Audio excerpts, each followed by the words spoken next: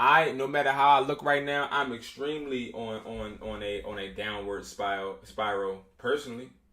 You know what I mean? Personally, I'm on a downward spiral. Personally, I am very hurt, very depressed, going through it because certain business ventures I've taken, it's like I'm pictured them to be something different than what they are. And then not what I thought it was. And the businesses are going, some businesses are going slower than I expected. I put money in some places that I'm not seeing nothing back. Right? Hmm. So it's like I woke up on Monday, bro.